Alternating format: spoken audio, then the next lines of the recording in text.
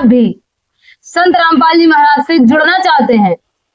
क्या आप भी आदि देहिक, आदि भौतिक, आध्यात्मिक कष्टों से हैं परेशान और छुटकारा चाहते हैं? क्या आप भी भूत, प्रेत, पितर बाधाओं से परेशान हैं और उनसे छुटकारा चाहते हैं? क्या आप भी जिंद, खबीज, काला जादू, काल सर्प योग, 9 ग्रहों की चाल से हैं परेशान और पाना चाहते हैं पूर्ण समाधान? क्या आप भी लेना चाहते हैं संत रामपाल जी महाराज से निशुल्क नामदान? तो 11 नियमों को ले पहचान।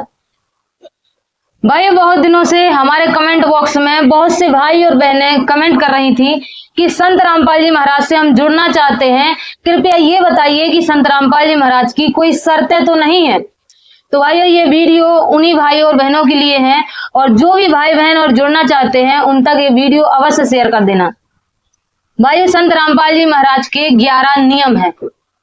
ये 11 नियम आपकी जेब से पैसा बचाने वाले हैं। ये एकदम सादा और सरल नियम है जिनको हर कोई फॉलो कर सकता है।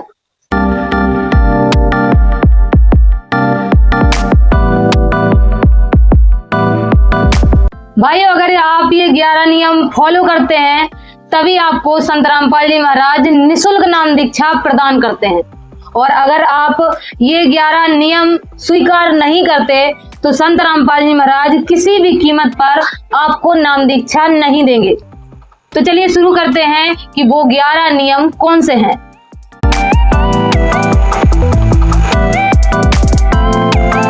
तो चलिए भाइयों, संत रामपाल जी महाराज का पहला नियम हम आपके सामने रखते हैं।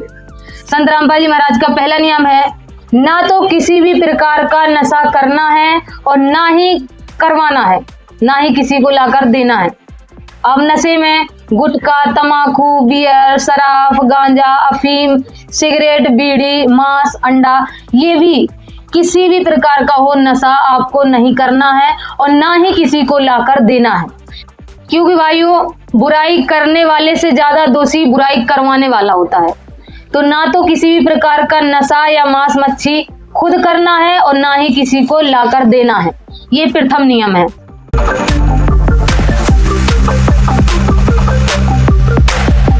तो भाई, संत रामपाल जी महाराज का दूसरा नियम है कि किसी भी प्रकार का व्रत, तीर्थ, मंदिर, मस्जिद या गंगा स्नान करने के लिए नहीं जाना है।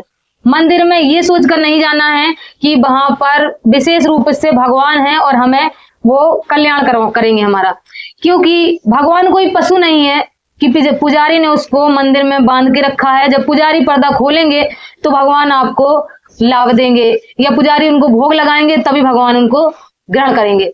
तो भाइयों, किसी भी मंदिर, मस्जिद या गंगा स्नान करने के लिए नहीं जाना है। हरि व्यापक सर्वत्र समाना, प्रेम से प्रकट होए में जाना।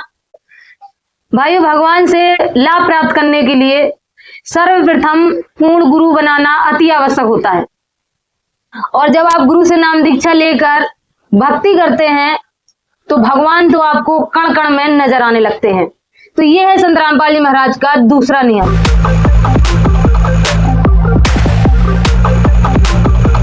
संत रामपाल जी महाराज का तीसरा नियम है, अगर किसी व्यक्ति की मृत्यु हो जाती है तो फूल अगरबत्ती नहीं लगानी है, कई 6 मई वर्षी नहीं मनानी है, पितृ पूजा, समाधि पूजा, श्राद्ध नहीं निकालने हैं। देखो भाई, ये 5 तत्व का बना शरीर है, एक कपड़े की तरीके है। जिस तरीके से आप एक कपड़ा पहन लेते हैं नया तो पुराना कपड़ा फेंक देते हैं, इसी तरीके ये आत्मा शरीर बदलती है कर्म के अनुसार।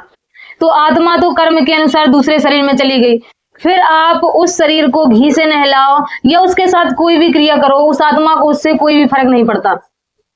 और श्रीमद् भागवत गीता के अनुसार जो भूतों की पूजा करते हैं वो भूतों को प्राप्त होते हैं, जो पितरों की पूजा करते हैं वो पितरों को प्राप्त होते हैं। इसीलिए संत रामपाल जी महाराज का ये नियम है कि किसी भी प्रकार का पिंडदान नहीं करना है और ये क्रिया नहीं करनी है। लकड़ी दे सकते हैं आप और मिट्टी को कंधा भी दे सकते हैं, बाकी ये पूजा नहीं करनी है। ये संत रामपाल जी महाराज का तीसरा नियम है। इस पर आदरणीय गरीबदास जी महाराज कहते हैं, देह पड़ी तो क्या हुआ, झूठी सभी पटीट, पंछी उड़ा आकाश को, चलता कर गया बीट।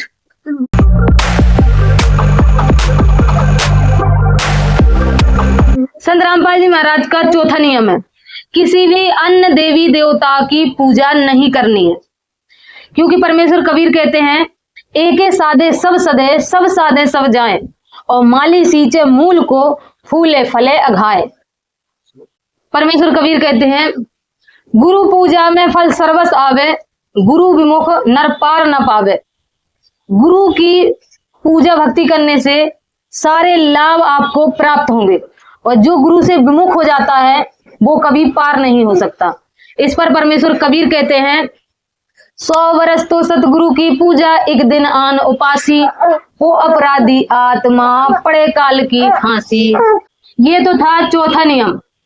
अब सुनिए संत रामपाल जी महाराज का 5वां नियम।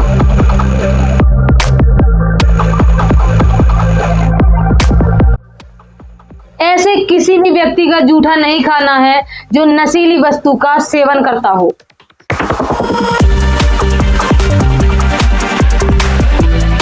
संत रामपाल जी महाराज का 6वां नियम। संत रामपाल जी महाराज से दीक्षा प्राप्त करने के बाद पूरी जिंदगी में कभी भी जुआ ताश नहीं खेलना है।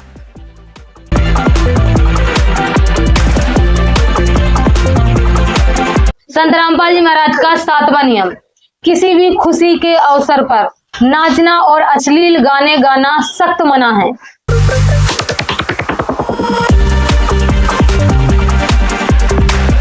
8वां नियम। किसी भी प्रकार का हवन यज्ञ या धार्मिक अनुष्ठान अपने गुरु की आज्ञा के बगैर नहीं करवाना है।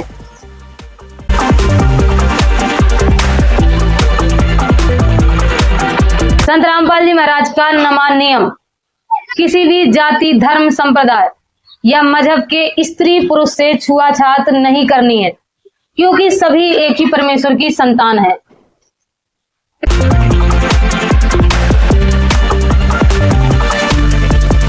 संत रामपाल जी महाराज का 10वां नियम। किसी भी प्रकार का दहेज ना लेना है और ना देना है। ये समाज में फैली हुई एक कुरीति है, इसको खत्म करना है।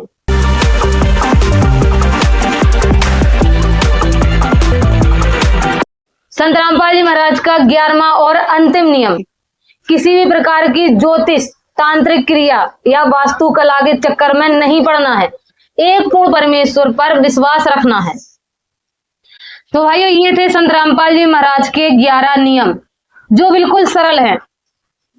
भाइयों, इन नियमों को फॉलो करने के बाद संत रामपाल जी महाराज आपको वो दिव्य निःशुल्क प्रदान करते हैं, जिन मंत्रों को पाने के बाद मर्यादा में रहकर इन नियमों में रहकर भक्ति करने से आपके सांसारिक लाभ और आध्यात्मिक लाभ और शरीर के कष्ट सभी दूर हो जाते हैं, और मरने के उपरांत मोक्ष भी प्राप्त होता है। तो भाइयों, संत रामपाल जी महाराज से नाम दीक्षा लेने से पहले संत रामपाल जी महाराज के सत्संग ध्यान पूर्वक सुने, और आपको जब संत रामपाल जी महाराज के सत्संग समझ में आ जाए तभी नाम दीक्षा लें। मिलेंगे नेक्स्ट वीडियो में, तब तक के लिए सत साहिब, जय हो बंदी छोड़ दी।